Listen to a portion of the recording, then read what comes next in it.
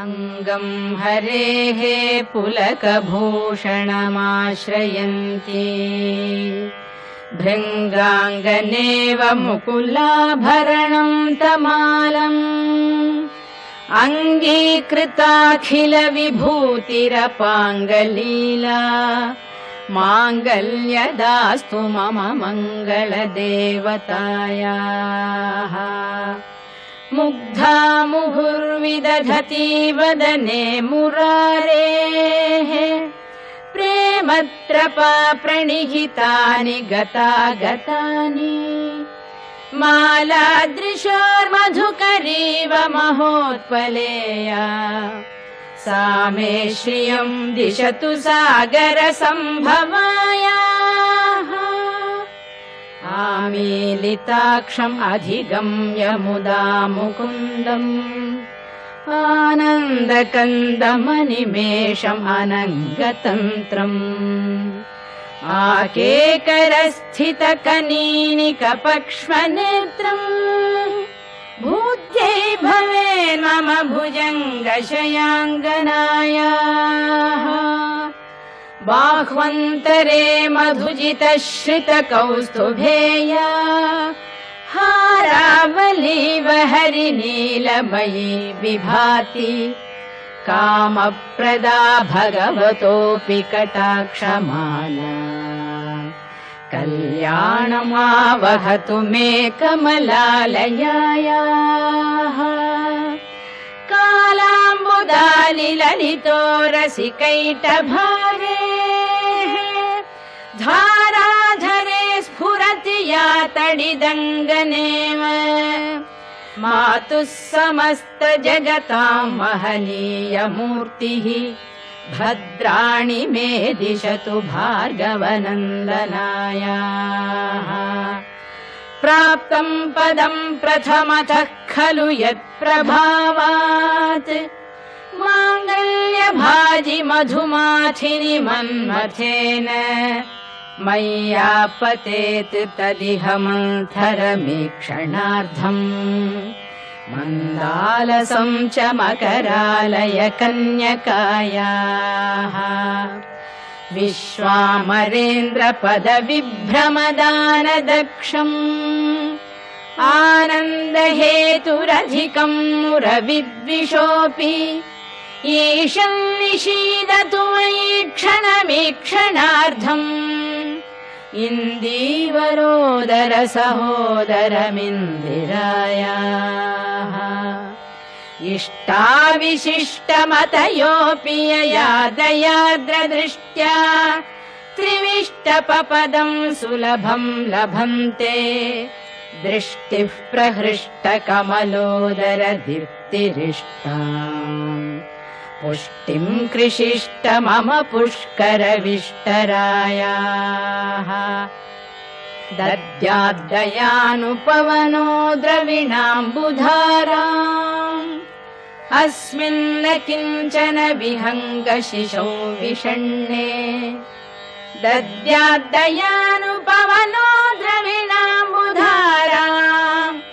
अस्मिन्न किञ्चन विहङ्गशिशौ विषण्णे दुष्कर्म घर्ममपनीय चिराय दूरम् नारायण प्रणयिनी नयनाम्बुवाहः गीर्देवदेति गरुडध्वज सुन्दरीति शाकम्भरीति शशिशेखर वल्लभेति सृष्टिस्थितिप्रलयकेलिषु संस्थितायै तस्यै नमस्त्रिभुवनैकगुरोस्तरुण्यै श्रुत्यै नमोऽस्तु शुभकर्मफलप्रसूत्यै रत्यै नमोऽस्तु रमणीयगुणार्णवायै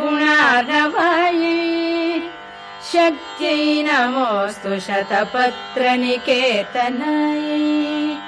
पुष्ट्यै नमोऽस्तु पुरुषोत्तमवल्लभायै नमोऽस्तु नालीकनिभाननायै नमोऽस्तु दुग्धोदधि जन्मभूम्यै नमोऽस्तु सोमामृतसोदरायै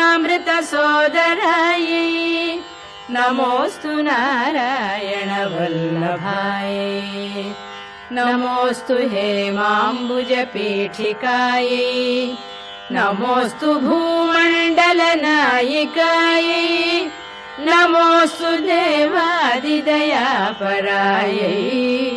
नमोऽस्तु शार्ङ्गायुधवल्लभायै नमोऽस्तु देवी भृगुनन्दनायै नमोऽस्तु विष्णोरुरसिस्थितायै नमोऽस्तु लक्ष्मी कमलालयायै नमोऽस्तु दामोदरवल्लभायै नमोऽस्तु कान्त्यै कमलेक्षणायै नमोऽस्तु बुद्धि भुवनप्रसूत्यै नमोऽस्तु देवादिभिरर्चितायै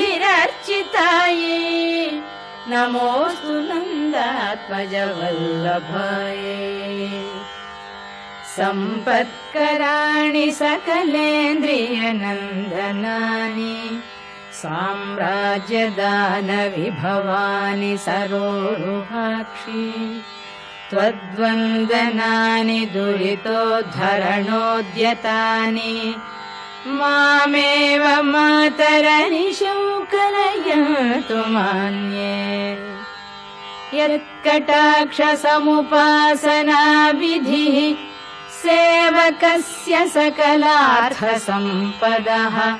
सन्तनोति वचनाङ्गमानसैः त्वां मुरारिहृदयेश्वरीं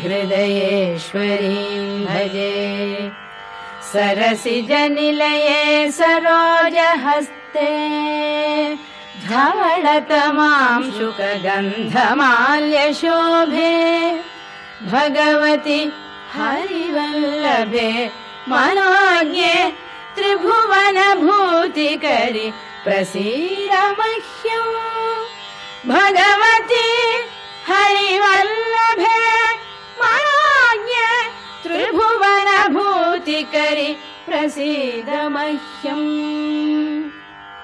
दिग्हस्तिभिः कनककुम्भमुखावसृष्टस्वर्वाहिनी विमलचारुजलप्लुताङ्गीं प्रातर्नमामि जगतां जननीम् अशेषलोकाधिनाथ